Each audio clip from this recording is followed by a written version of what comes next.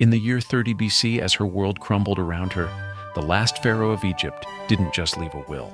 She left a masterpiece. It was an act of disappearance, a mystery so perfectly constructed that it has survived for 2 millennia, becoming the single greatest cold case in human history. She vanished, taking her lover Mark Antony and a legendary treasure with her sealed away, not just by stone, but by a flawless narrative of tragedy and loss. For centuries, emperors, treasure hunters, and scholars have searched for her in vain. Most decided the case was unsolvable, her tomb lost forever beneath the waves of Alexandria. But recently, one single-minded rogue archaeologist, Kathleen Martinez, after a 20-year obsession, has come closer to solving it than anyone in history. She ignored the official story. She followed a trail of clues everyone else dismissed. So what did she find in a forgotten desert temple that 2,000 years of experts had missed? And how did she uncover a secret passage, a geometric miracle hidden deep underground that could finally lead to the Queen's chamber? She has followed the clues, she has found the secret path, and she is on the verge of a discovery that could redefine history. But as we stand on the precipice of the answer, a more disturbing question emerges. What if the point of the mystery isn't to solve it? Welcome to Cursed Chambers, where the greatest treasures aren't gold or jewels, but a perfectly constructed story. And sometimes opening the final door is the fastest way to destroy it forever.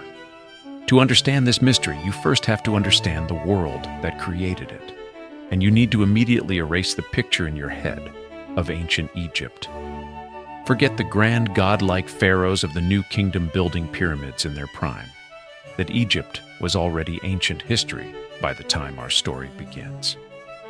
The Egypt of Cleopatra VII was, well, let's be honest, it was a bit of a mess. It was the last sputtering gasp of the Ptolemaic kingdom, a dynasty founded by one of Alexander the Great's generals about 300 years earlier.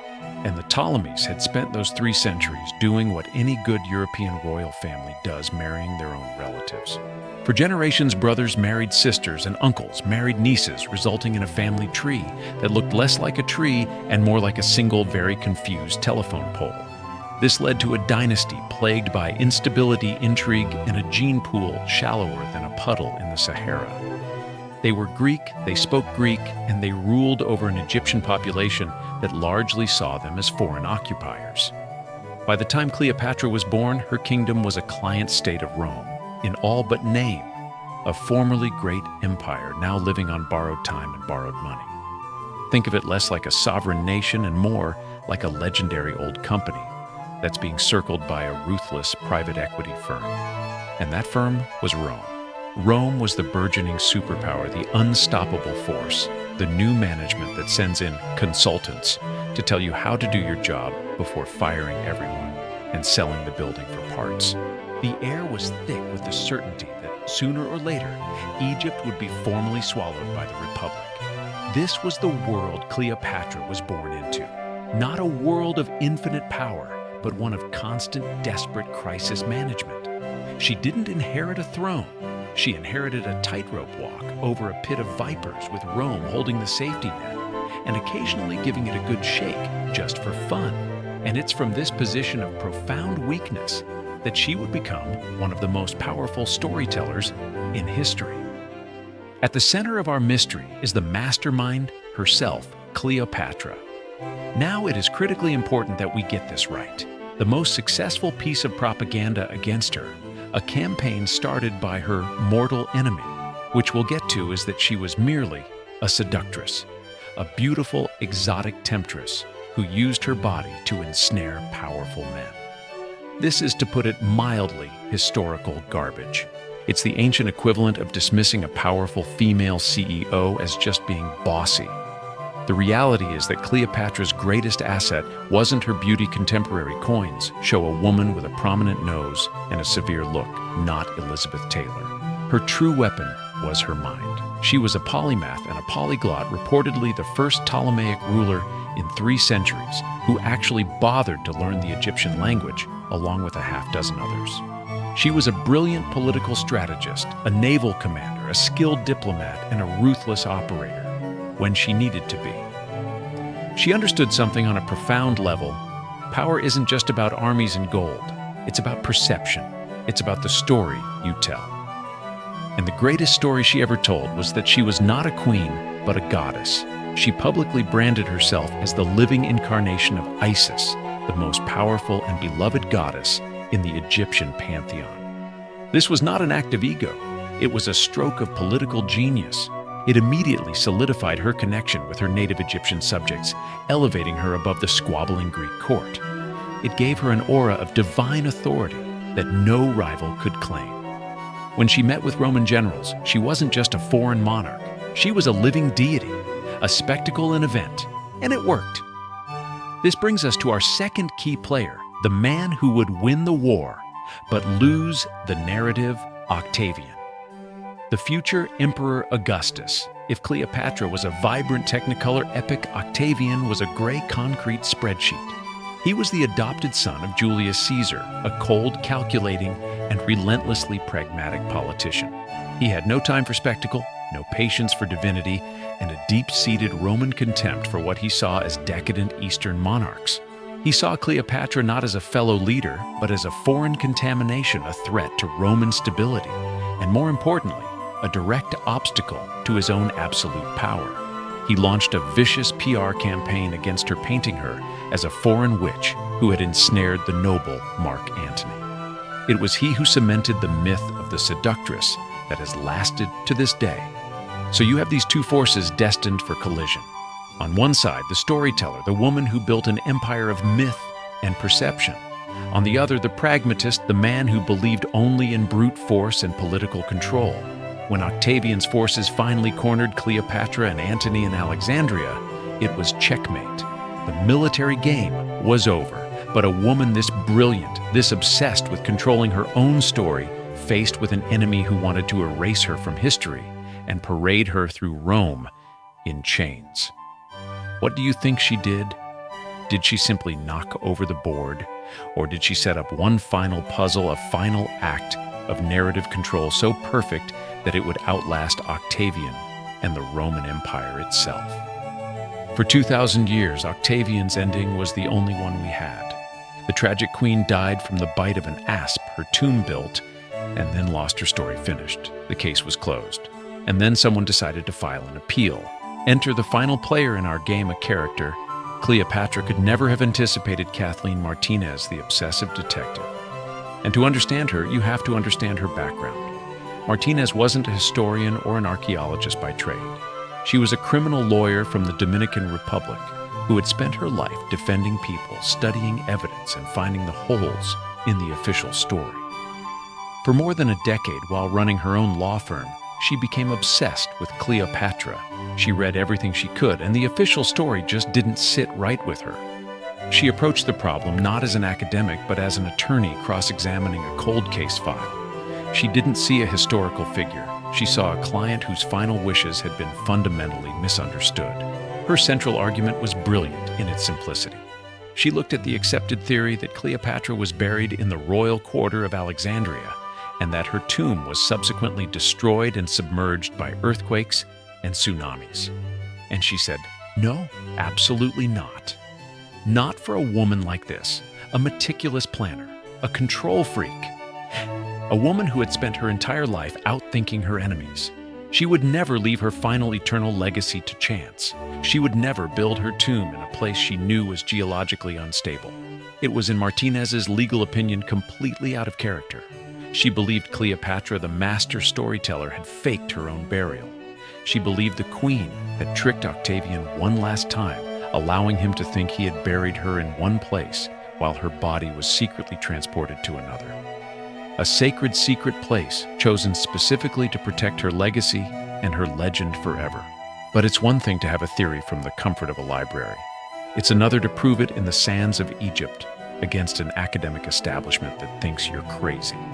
To do that, she would have to pinpoint the exact location on a map, a place no one had seriously considered for centuries, a place whose very name meant Great Tomb, and which held, as she would eventually discover, a massive, undiscovered secret, just waiting to be found right beneath the surface. The game was afoot. For 2,000 years, the official story of Cleopatra's tomb was simple. mostly because it was written by the winners and confirmed by the lazy. The accepted narrative went like this after her final defiant act. The ever-so-magnanimous Octavian allowed her to be buried with her lover Mark Antony in a grand mausoleum she had built for herself in Alexandria. Then at some point over the next few centuries, a series of catastrophic earthquakes and tsunamis rocked the Egyptian coast and the royal quarter of the city, along with the tomb slid gracefully into the Mediterranean Sea. Case closed. It's a tidy, romantic, and deeply convenient explanation. It requires no further work, and it wraps up one of history's loose ends in a neat, tragic bow. It is essentially a historical shoulder shrug. This was the story that Kathleen Martinez read, and her legal training immediately screamed objection. To her, this wasn't an unfortunate accident, it was a flimsy alibi. So began the first phase of her investigation, dismantling the official story, not with a shovel, but with logic. She put Cleopatra on the stand posthumously. Her first exhibit was the suspect's known psychology. Cleopatra VII was by every historical account a meticulous planner, a brilliant strategist, and let's be blunt, a control freak of the highest order. This was a woman who navigated the viper pit of Ptolemaic politics since she was a teenager, a woman who engaged with two of the most powerful men in the world as a matter of foreign policy, a woman who branded herself a living god to secure her throne. The idea that this same woman would build her one eternal monument, the very vessel of her legacy in a known earthquake zone, was to Martinez absurd. It was like a master sailor choosing to park his prize ship in the middle of a hurricane zone. It was completely out of character. Her second exhibit was simple forensics. The geology of the Alexandria coastline was not a secret. It had been and still is seismically active.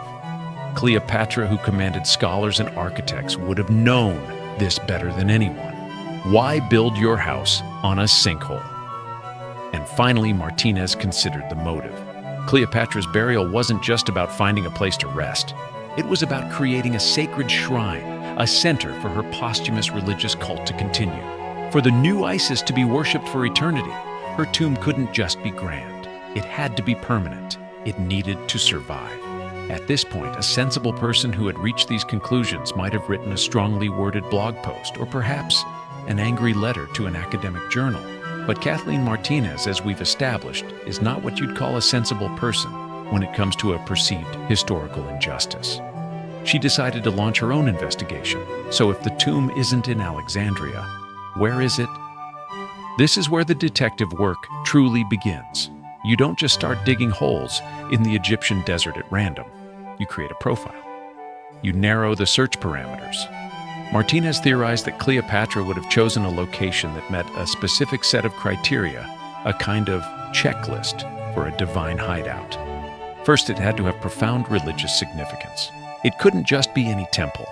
For the woman who called herself the living Isis, it had to be a major pre-existing cult center, dedicated to the myth of Isis and her husband, the god Osiris. This was non-negotiable.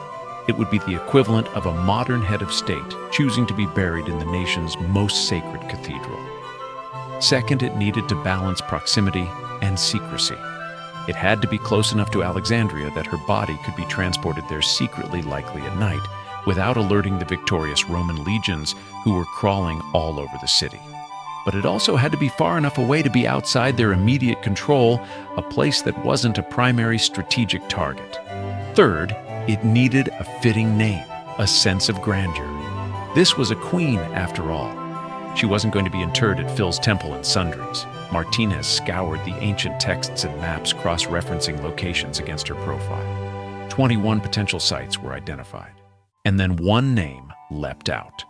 A place about 30 kilometers outside Alexandria. A place the ancient Greeks called Papyrus Magna. The name itself was a thunderclap of confirmation. It literally means the Great Tomb of Osiris.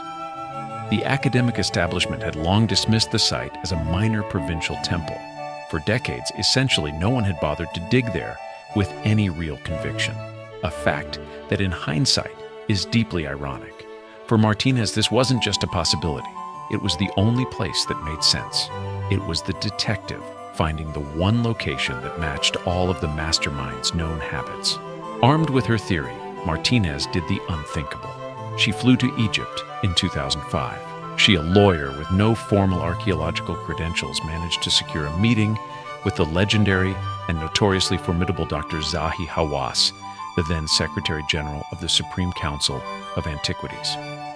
Imagine the scene.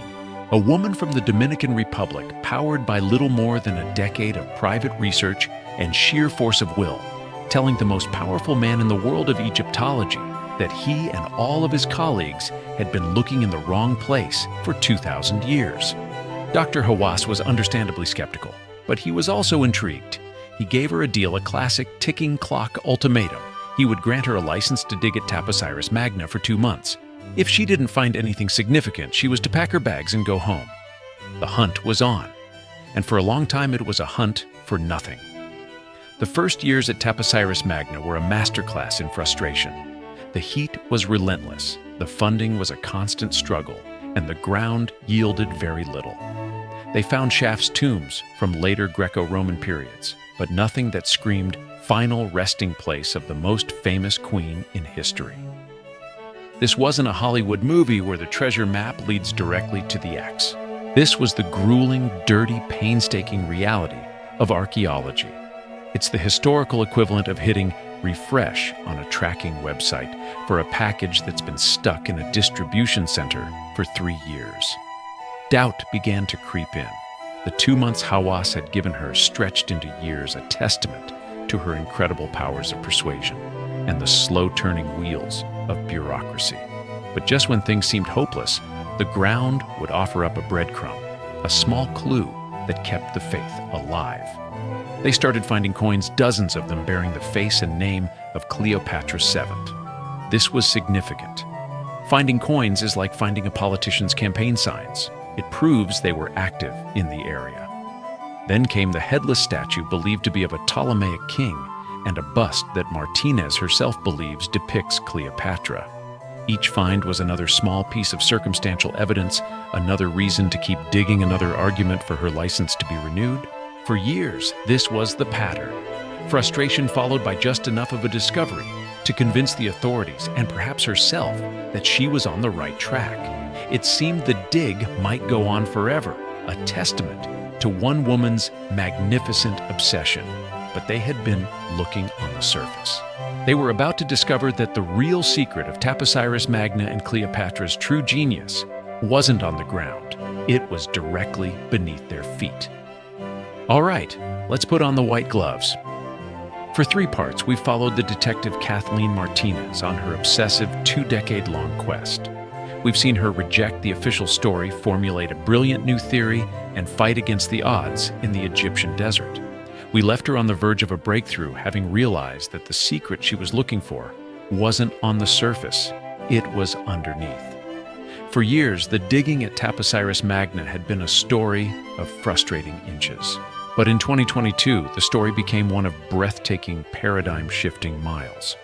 While excavating the temple foundations, Martinez's team uncovered something that stunned the entire archaeological world.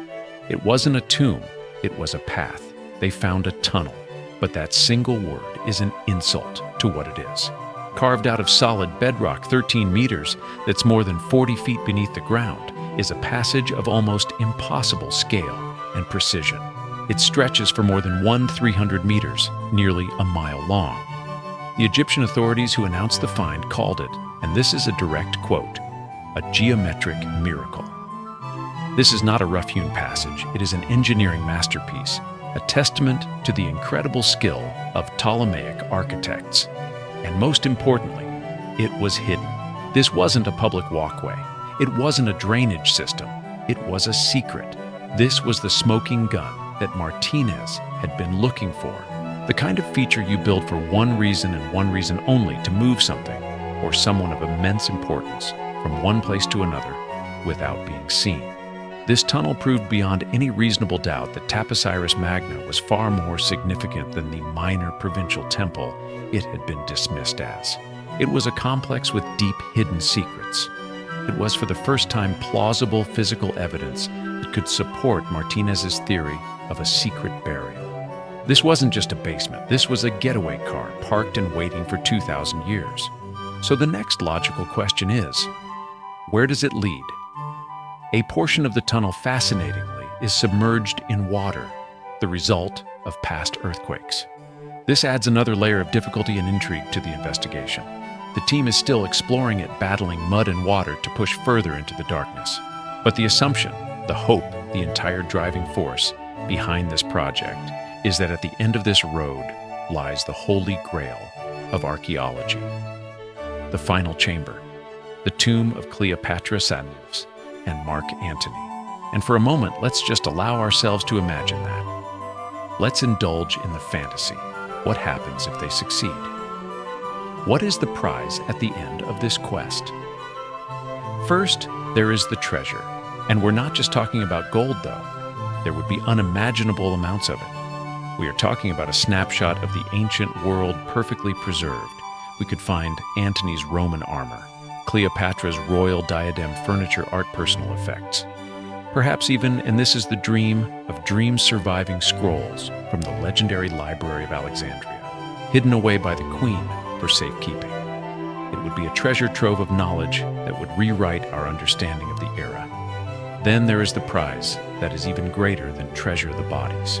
After 2,000 years of being figures of myth, we would finally meet them. DNA analysis, which was impossible in Tutankhamun's time, could tell us about their health, their lineage, their ancestry.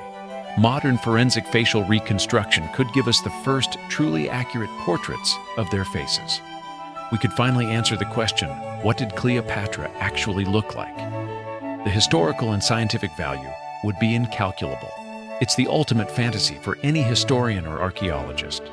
It would be a discovery so monumental it would eclipse the finding of Tutankhamun's tomb 100 times over. It's the World Cup, the Super Bowl, and the Nobel Prize, all rolled into one, covered in 2,000-year-old dust. And right here at the absolute peak of our excitement, we have to stop, we have to take a breath, and we have to ask the question that has been lurking in the shadows of this entire investigation. What if we are the villains of this story? For this entire video, we position Kathleen Martinez as the hero detective. But what if the person she's hunting doesn't want to be found? What if the tomb's greatest protection isn't its location, but its very non-existence? Think about it. Let's revisit that prize we just fantasized about, only this time. Let's look at what we would lose. The treasure. The moment it is found, its mystery vanishes. It becomes an inventory number. Item, Pattern 246, a golden necklace. It goes from being the legendary mythical treasure of a lost queen to a thing behind glass in a museum. The boundless treasure of the imagination becomes a finite, cataloged collection. The bodies. We would get answers, yes. We would have a face, a DNA sequence. And in that moment, Cleopatra the icon becomes Cleopatra the specimen. The enigmatic, powerful figure whose face has been a source of endless debate and artistic interpretation becomes just one definitive image. The living Isis becomes a data set. The ghost is captured, put in a jar, and stuck on a shelf. But the greatest loss would be the story itself. For 2 millennia, Cleopatra's power, her true immortality, has come directly from her absence. She is a ghost. She is a legend. She is a perfectly constructed mystery. She is a canvas onto which we have projected our most potent ideas about power, intelligence, romance, and defiance. Her power lies in the fact that we don't know. The endless questions are what keep her alive. To find the tomb is to answer all the questions. It's to put a final, definitive full stop at the end of her story. And every full stop is a little death. And that's when you realize what the real cursed chamber is. It's not a physical room filled with ancient traps and magical wards. The cursed chamber is the legend itself. It's the perfect, untouchable story she constructed around her own disappearance. A story so powerful, it has kept her name on our lips for 20 centuries. The curse isn't on those who enter the tomb. The curse is the act of entering itself. Because the moment you open that door, you don't just find a queen, you destroy a goddess. So we are left with this terrible paradox. The detective has found the path. The prize is almost within reach, and we, the audience who have been cheering her on this entire time, are now faced with a dreadful choice. Do we root for the discovery of a lifetime, or do we hope that history's greatest secret remains a secret? So where does that leave us? Standing at a crossroads between knowledge and mystery, a place where the thrill of the hunt runs headfirst into the terrifying possibility of the catch.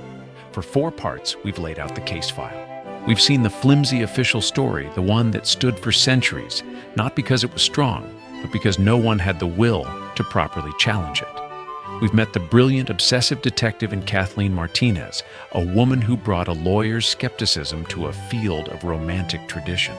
And we've seen the evidence she has painstakingly uncovered: the coins, the statues, and the undeniable game-changing existence of a massive secret tunnel hidden beneath the temple floor. Let's be absolutely clear with our verdict on the facts. Is Kathleen Martinez on the verge of finding Cleopatra's tomb? Based on the evidence, the conclusion is almost inescapable. She is closer than anyone has been in 2 millennia. The logic is sound. The location is right. The path is real. The probability that the great tomb of Osiris does in fact lead to a great tomb is higher than it has ever been. This is no longer a wild fantasy. It is a tangible, ongoing archaeological investigation with an extremely high chance of success, and we should be celebrating. The champagne should be on ice. The global news networks should have their satellite trucks warming up. This is the moment we've been waiting for, the climax of the greatest historical detective story of our time. But as the drills get closer, as the underwater drones map out the submerged passages, a sense of profound dread begins to set in. A quiet voice in the back of your mind that whispers, "Are we sure we want this?" To understand that dread you have, to understand what a mystery gives us and what a solution takes away. Think of it like this for a child. The magic of Santa Claus isn't the presents they receive on Christmas morning. The true magic is the night before. It's the boundless, electrifying potential of the mystery. It's the story of a sleigh of reindeer, of an impossible journey. The moment the child learns the truth that magic is gone forever. They get the truth, but they lose the wonder, and that loss is real. In finding Cleopatra's tomb, we as a civilization are on the verge of learning the truth about one of our most enduring myths. We are about to find out who really puts the presents under the tree. And none of us have stopped to ask if we're ready to stop believing. For 2,000 years, Cleopatra has been an idea. She has been an echo in the halls of history. She is a shared cultural specter belonging not to Egypt, not to Rome, but to anyone who has ever been captivated by her story. Her power, her true, unshakable immortality, is forged in the furnace of the unknown. Her face can be anything we imagine it to be. Her treasure is as vast as our own greed. Her intellect is as sharp as our own admiration. She is a concept, and concepts are bulletproof. The moment that tomb is opened, that concept collapses into mundane reality. The ghost solidifies into a corpse. The legend becomes a lesson. The infinite possibilities of who she could have been are extinguished by the finite, disappointing reality of who she was. We would trade a goddess for a queen, and a queen for a mummy. We would trade a story that has inspired millions for a set of facts that will be memorized by a few. And that, by any measure, is a terrible bargain. And so, we arrive at a strange, almost heretical conclusion.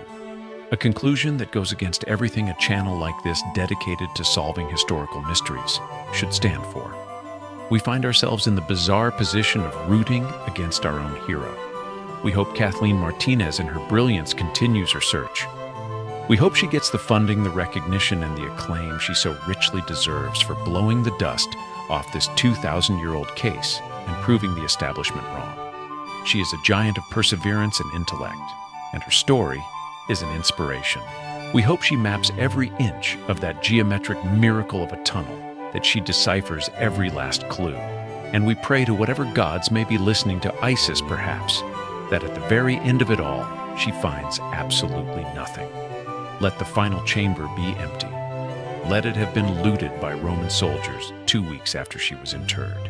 Let the geological surveys show that the tunnel leads to a natural, uninteresting cave system. Let her have pulled a double bluff, moving her body to a third, even more secret location, resetting the mystery for another 1,000 years. Let any outcome occur except for the one she is so diligently looking for, because a world with the mystery of Cleopatra's tomb is infinitely more interesting, more magical, and more inspiring than a world without it. The tomb itself, a chamber of stone and gold and bone, is a finite thing. But the search for the tomb, the idea of it, the ghost of it, is eternal. Her final act of genius wasn't building a tomb. It was creating a question that could never be definitively answered. That question is her true monument. It is her real pyramid, and it's the only monument that can truly last forever. What do you think? Is this the ultimate historical heresy? Should we crave the truth at any cost, or are some stories just too beautiful to be solved? Let us know in the comments. And if you want to ponder more of history's cursed chambers, be sure to subscribe. Some secrets are waiting. Let's hope they wait a little longer.